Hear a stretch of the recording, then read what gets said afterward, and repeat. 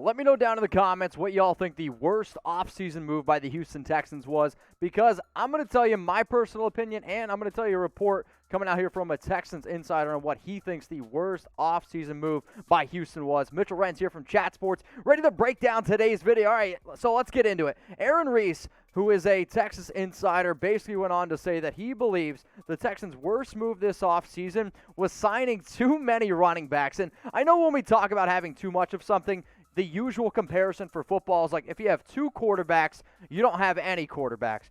What happens if you have 9 running backs? Because right now the Houston Texans have 9 running backs on their roster. The fact that they decided to keep David Johnson after the year he had, I don't really need to tell too many Texans too many Texas fans out there. It's like, yeah, you probably should have just kept DeAndre Hopkins. This is what Rice had to say on the Texans' worst offseason move. In their first offseason in Houston, GM Nick Caserio and head coach David Culley have preached the importance of competition at every position. That philosophy has manifested itself in a head-scratching way at running back, which I totally agree, because David Johnson, let's face it, he's basically washed up at this point. Mark Ingram was a deal that I actually liked a lot because I thought he had a lot left in the tank. Phillip Lindsay, that's another running back that I like. Rex Burkhead, halfway decent depth piece. But from top to bottom, when you look at all the things that the Texans did, you basically have 4 running backs that are going to be competing for touches. And if I could have invested all that money in maybe some other areas, I probably would have just done that.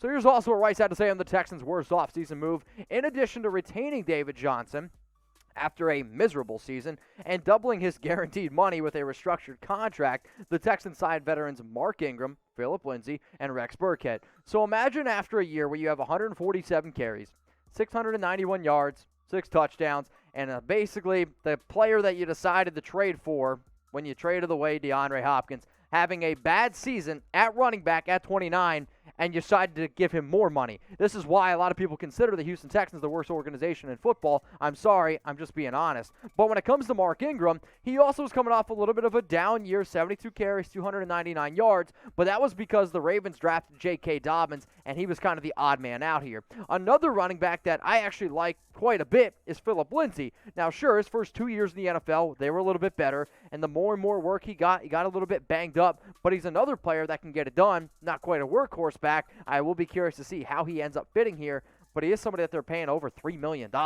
And then Rex Burkhead. This is the primetime Caserio move. Goes from with New England, decides to bring in Burkhead. The biggest issue with him has always been, can he stay healthy? You have 4 running backs right now on your roster that are all going to be competing for touches. And when you add up all the money, dude, you're paying over $10 million to 4 running backs. And none of them are, I'd say, even in the top 30. So what are your thoughts here?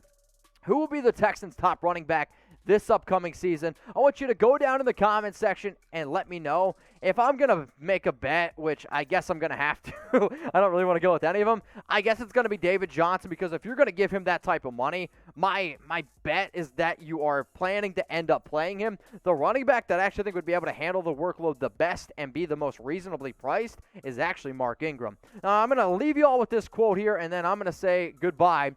With the moves the Texans made instead doom their rebuild? No, but this is a bad process indicative of a team prioritizing establishing a culture in year 1 of a new regime above all else.